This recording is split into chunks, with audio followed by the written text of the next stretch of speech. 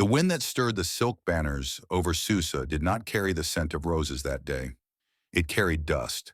Dust from Persia, from Bactria, from India, from the edges of the earth where gods and kings bled together. It carried the sound of sandals marching over marble, of trumpets calling names in languages barely remembered. And in that wind, heavy with history and pretense, a wedding was taking place. They called it a union of worlds. They called it Alexander's dream. But for the women standing beneath the silken canopy, it was neither. Apama stood in the long line of veiled daughters, her spine held straight not by confidence, but by legacy. She was the daughter of Spidomenes, once a name feared in Macedonian tents, a rebel who had defied the world's greatest conqueror in the blistered hills of Sogdiana. Her father had made kings retreat. Her father had died choking on sand and betrayal. Now she, his blood, stood waiting to be handed off like a bargaining chip, no longer the child of a warrior, but the wife of one. Seleucus was his name, a soldier, a satrap, a nobody who had risen behind Alexander like a shadow. He was not the loudest of generals, nor the most brutal, but he had a way of remaining when others perished. He had survived Hydaspes, survived the mutinies, survived India. That in itself was a skill worthy of a crown. When he reached for Apama's hand, his fingers were calloused from sword hilts, his posture rigid with formality. He did not smile. He did not leer. He simply looked at her as if she were a landscape to be crossed, studied, understood. She looked back, her eyes the color of desert dusk, unreadable. The priest's words meant little. The feast that followed meant even less. Apama's world had been undone long before the wedding. She had buried her identity beneath the silks they draped on her shoulders, traded her gods for unfamiliar rituals. But as the night wore on and the wine flowed, and Alexander declared this union a triumph of civilization itself, she remained quiet, observing. Most of the Macedonian officers would abandon their new wives once Alexander died. It was spoken of openly, as though these marriages were a farce that everyone agreed to perform. But not Seleucus. From the first day, he treated Apama not as a symbol, but as a presence. He asked questions. He listened. He did not confide easily, but he did not condescend either. That, Apama learned, was his way.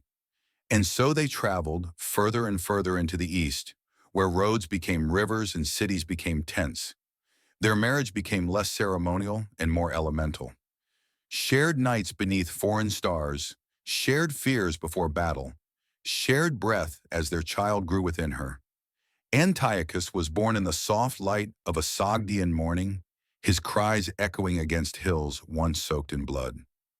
Seleucus had held the boy for only a moment before pressing him to Apama's chest, as if acknowledging that the true work of empire building had already begun in silence.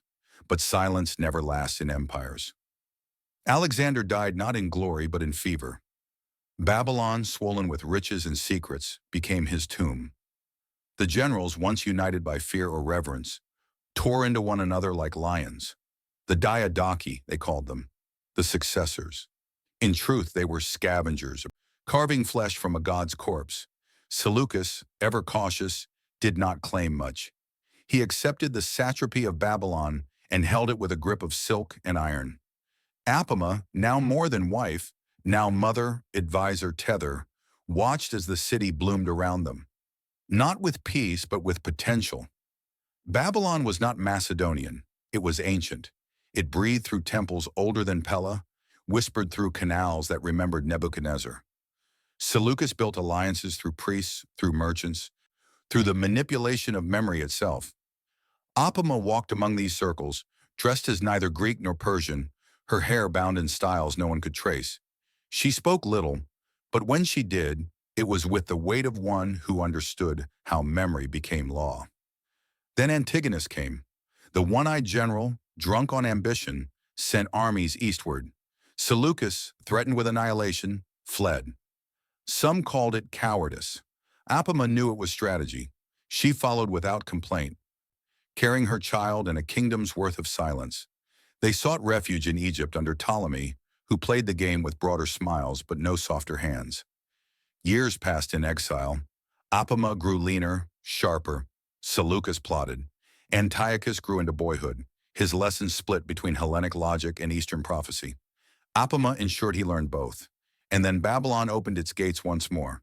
Seleucus returned not as a satrap, but as a sovereign. In 312 BCE, he seized the city with a force half the size of his enemies and declared it the beginning of a new age. The Seleucid era was born, a calendar marked not from the death of a god, but the rise of something more human. Apama entered the palace not as a foreigner, not as a captive, but as a queen. And yet even queens must tread lightly. Seleucus's victories multiplied. Cities rose bearing his name. But empires are not stones. They are rivers, shaped as much by what they absorb as what they erode. Apama became a symbol of this balance. To the Persians, she was one of their own.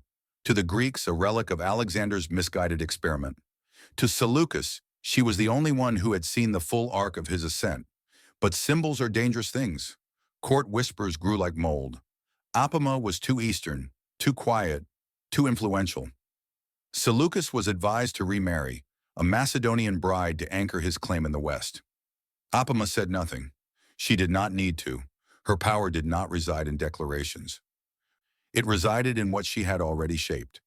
Even as Seleucus eyed new alliances, he did not cast Apama aside.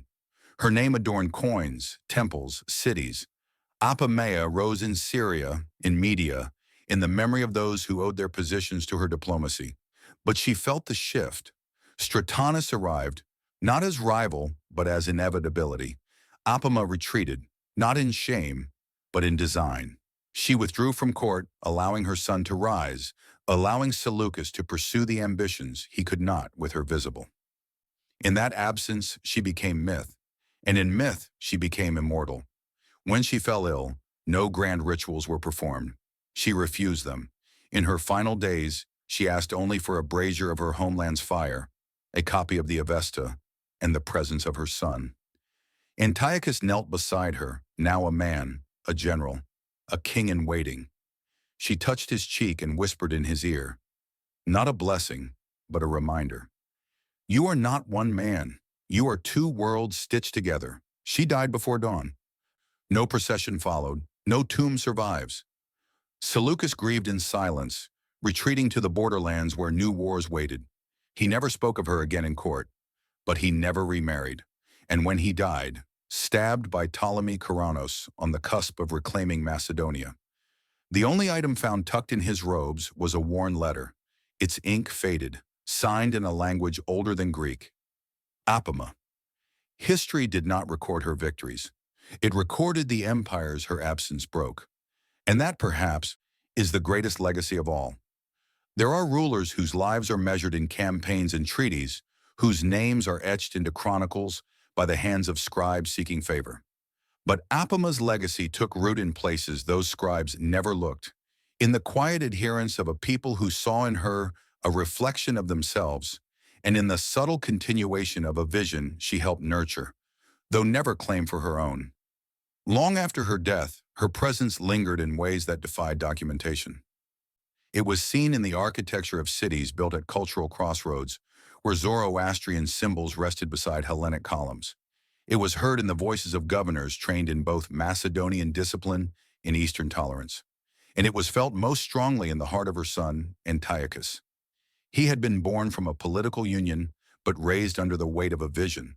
Seleucus had taught him how to lead men. Apama had taught him how to understand them.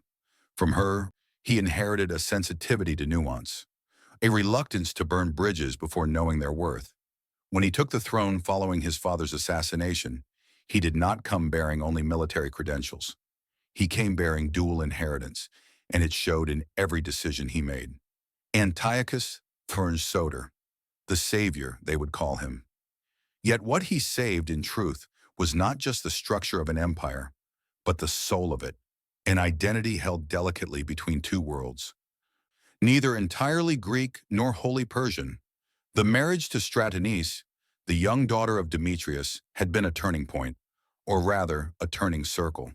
Once destined to marry Seleucus, she had become the bride of his son instead.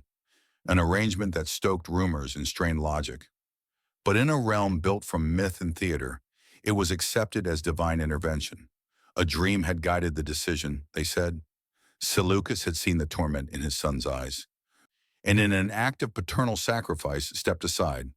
Apama would have understood the symbolism. She would have seen the maneuver, the calculation behind the sentiment, and she would not have protested. After all, the marriage allowed Antiochus to stabilize his future while preserving the illusion of continuity. In that illusion, the empire endured, at least for a time. The Seleucid domains expanded still, pushing boundaries in Asia Minor, shoring up control in the east. But the balance that Apama had so carefully embodied was slipping. New advisors, born after Alexander, knew only the Hellenic ideal and viewed compromise as weakness. The Persian court traditions began to fade. Indigenous cults were suppressed or ignored. The architecture of Apama's vision, an empire of integration, was slowly dismantled, brick by cultural brick. Even so, her cities stood. Apamea on the Orontes became a vital center of trade and culture. Another Apamea in Media served as a strategic node along the royal road to Ecbatana. These were not merely namesakes.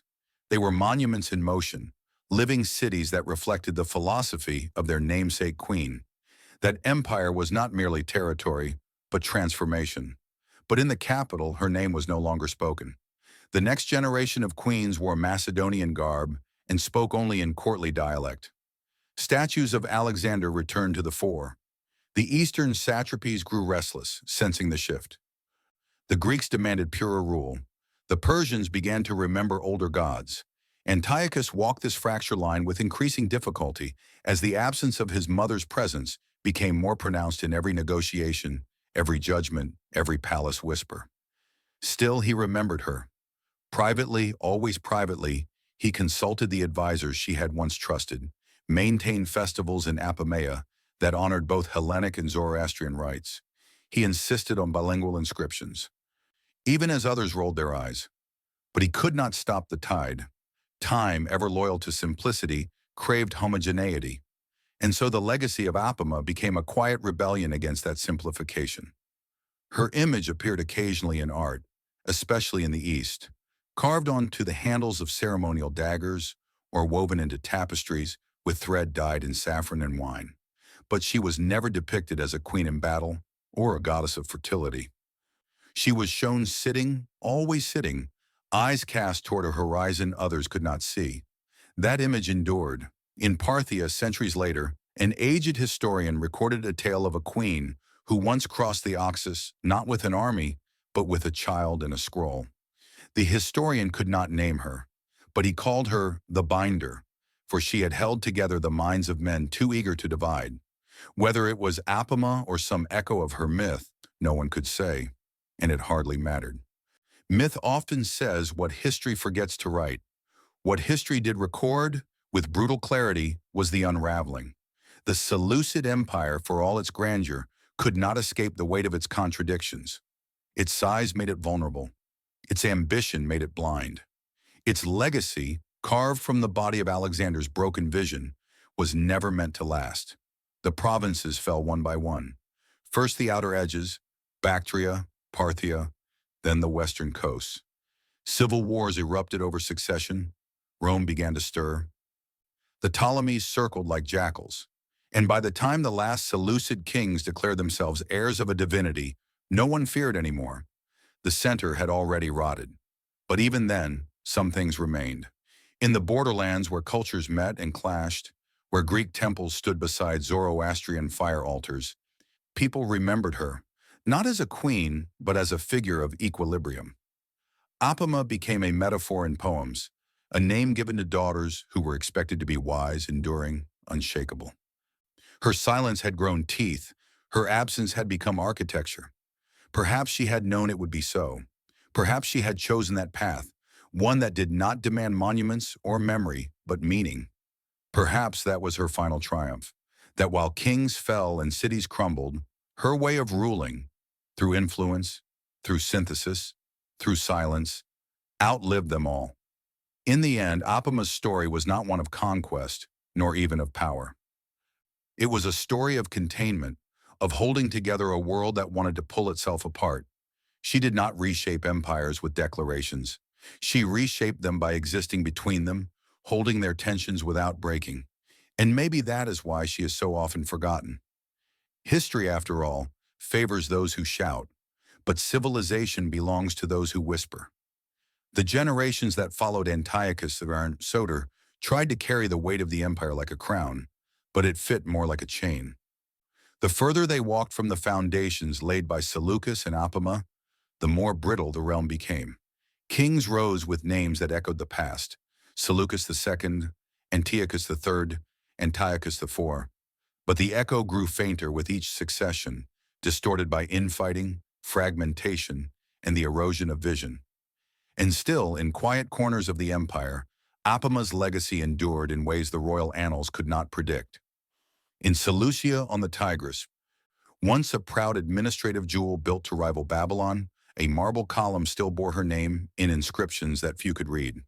A generation of scholars trained under Antiochus I had refused to let her memory fade entirely. They wrote of her role not just as mother of a dynasty, but as an architect of diplomacy. In their scrolls, she was referred to as Irenoia, the harmonizer. But power does not reward harmony. It feeds on contrast, on spectacle. The later Seleucid courts preferred queens who entertained, who smiled for coin, who bore children in the view of men too eager to map lineage like military strategy. Apama would have had no place there, even if she had lived. And yet, she remained. In art, her presence took new forms. On the walls of temples in Elymais, she was painted beside Mithric deities, gently touching the hem of divine robes, never central, but always near the sacred. In Armenia, her likeness was copied into fertility symbols, merged with local goddesses.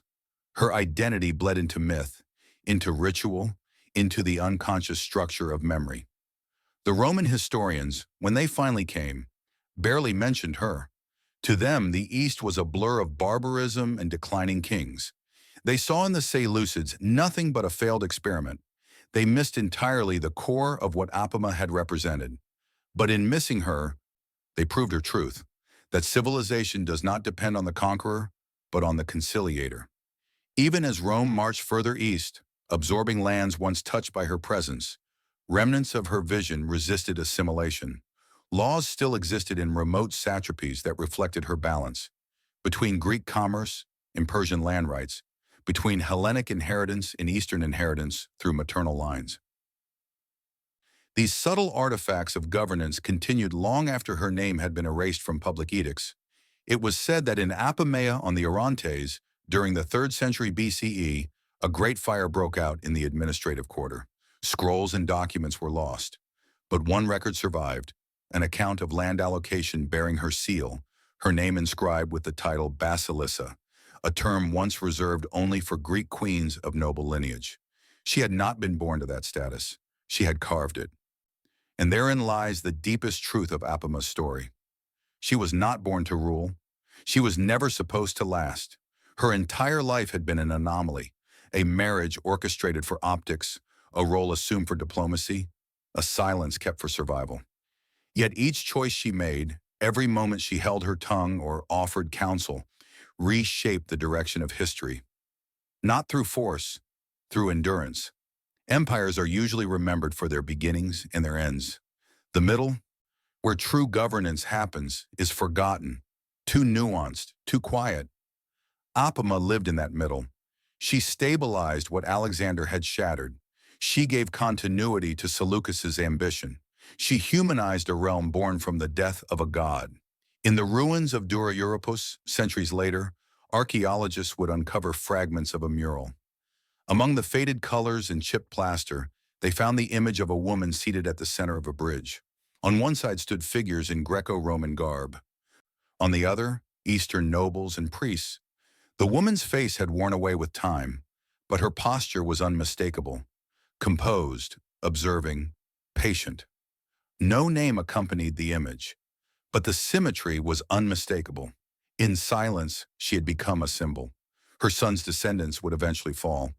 The Seleucid line dissolved in the currents of Roman power and Parthian resistance. What remained were scattered cities, broken statues, forgotten coinage, a few shrines in Syria, a handful of scholars in Asia Minor who still debated the philosophical implications of a queen born of a rebel, married to a conqueror. Some believed she had been a passive figure, a vessel for politics. Others argued she had been the keystone. Remove her, and nothing would have held. But even their debates gave her life again.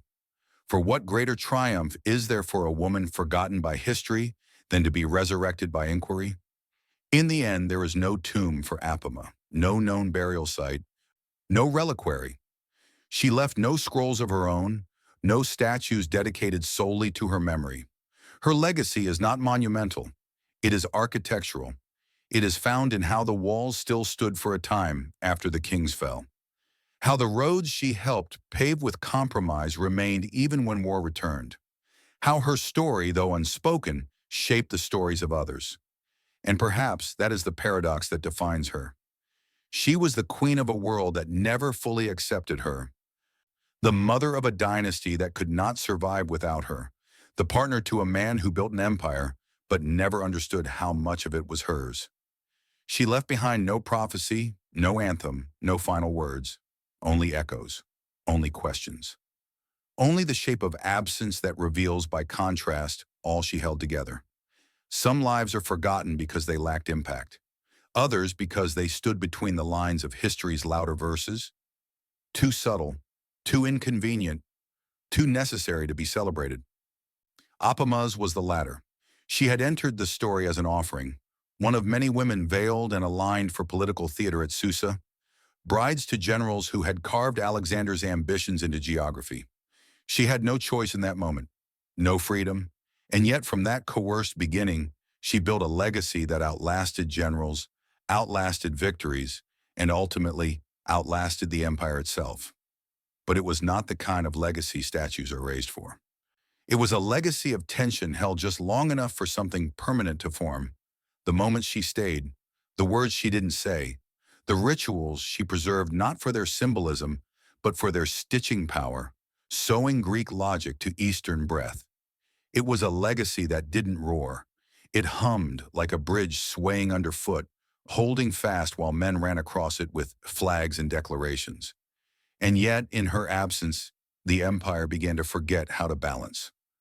Seleucus had built his dream with iron and negotiation, but it was Apama who had given it its skin, an outer layer of tolerance, diplomacy, and mutual recognition that allowed East and West to exist under the same crown without tearing each other apart. When she died, the memory of that balance began to fade. Not immediately, but like heat slowly escaping from stone after the fire dies. Her son had remembered for a time.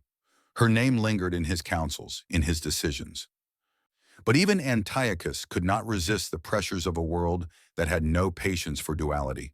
Advisors whispered that the empire must become more Greek to survive. Temples were rededicated, coins reminted. The careful mixture Apama once guarded gave way to slogans of purity, of return, of power reclaimed. The city's name for her remained, but their meanings shifted. Apamea became not a tribute, but a geography, just another stop on the royal route. Her image on the coins was replaced by the faces of gods more familiar to the West. No one struck them down. They simply stopped being used, and in that silence she began to disappear. But she never left. 1,000 years later, a Roman traveler passing through the ruins of Seleucia recorded seeing a half-buried statue of a woman seated on a throne, her hands resting not on a scepter, but on her knees. Her face had been defaced by weather or war, but something about the posture struck him.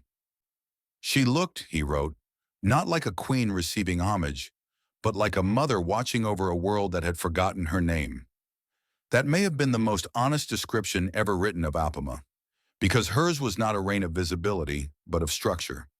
She had endured not as an icon, but as an architecture. Every law that considered both languages, every festival that fused opposing rites, every marriage brokered between houses that had once fought to the death, these bore her unseen signature.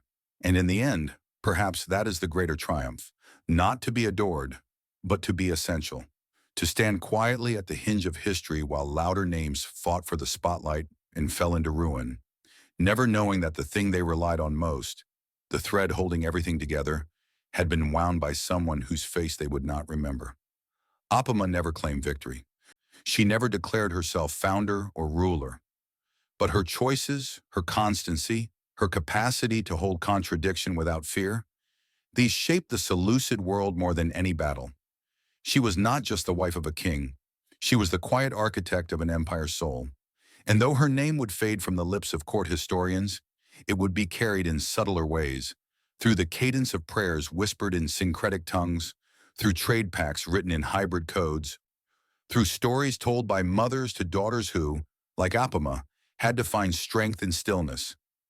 That is where she lives now, not in stone or scroll, but in the idea that unity, real unity, does not come from domination, but from endurance, from the ability to sit at the center of opposing forces and make space for both to exist, even if neither ever gives thanks. From the woman who said nothing and changed everything.